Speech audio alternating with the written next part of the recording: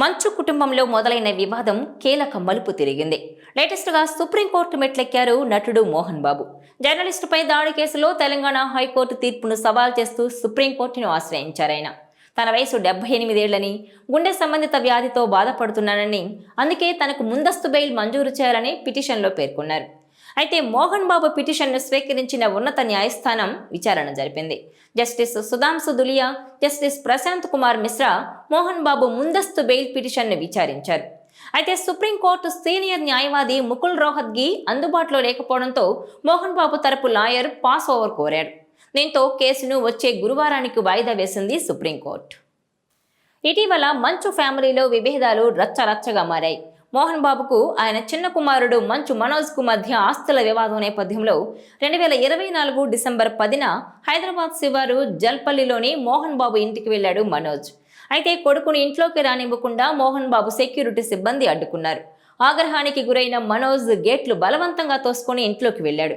దీంతో మోహన్ బాబు నివాసంలో ఉద్రిక్తత నెలకొంది. ఈ క్రమంలోనే మోహన్ బాబు ఇంట్లో జరుగుతోన్న ఈ పరిణామాలను కవరేజ్ చేసేందుకు వెళ్లిన మీడియాపై మోహన్ బాబు చిందులు తొక్కారు.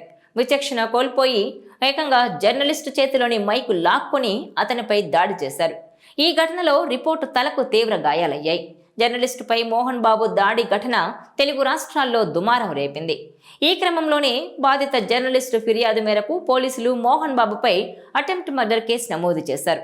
అలాగే మోహన్ బాబు కోర్టు ఉల్లంఘనకు పాల్పడ్డారన్న ఆరోపణలు ఉన్నాయి.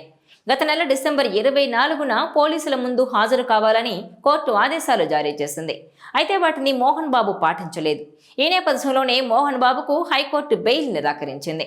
కొన్ని రోజుల పాటు ఆయన అజ్ఞాతంలోనే ఉన్నట్టు మీడియాలో పెద్ద ఎత్తున ప్రచారం జరిగింది. అయితే దాడి అనంతరం మోహన్ బాబు సదరు జర్నలిస్టును ఆసుపత్రికి వెళ్లి పరామర్శించారు. వైద్యం ఖర్చులు కూడా తానే భరిస్తానని మాటిచ్చారు.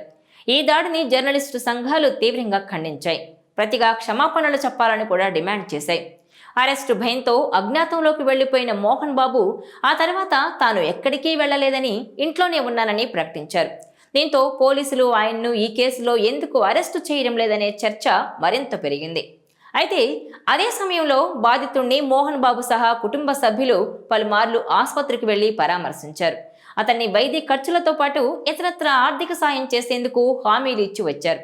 అయితే తనను అరెస్టు చేస్తారనే భయంతో మోహన్ బాబు తెలంగాణ హైకోర్టును ఆశ్రయించారు. ఈ కేసులో ముందస్తు బెయిల్ కోరుతూ పిటిషన్ కూడా దాఖలు చేశారు. ఈ పిటిషన్పై విచారణ చేపట్టిన హైకోర్టు మోహన్ బాబు అభ్యర్థనను తిరస్కరించింది. ముందస్తు బెయిల్ ఇచ్చేందుకు నిరాకరించింది. దీంతో తెలంగాణ హైకోర్టు ఇచ్చిన తీర్పును సవాల్ చేస్తూ సుప్రీంకోర్టుకెళ్లారు మోహన్ బాబు. తన ఆరోగ్యం బాలేదని ముందస్తు బెయిల్ కోసం పిటిషన్ దాఖలు చేశారు. దీనిపై విచారణ జరిపిన సుప్రీంకోర్టు వచ్చే గురువారానికి కేసును వాయిదా వేసింది. దీంతో మోహన్ బాబు కేసులో సుప్రీంకోర్టు ఎలాంటి తీర్పు ఇవ్వనుందనే ఉత్కంఠ నెలకొంది. ఈ వీడియో మీకు నచ్చినట్లయితే please share, like and subscribe R24 Telugu.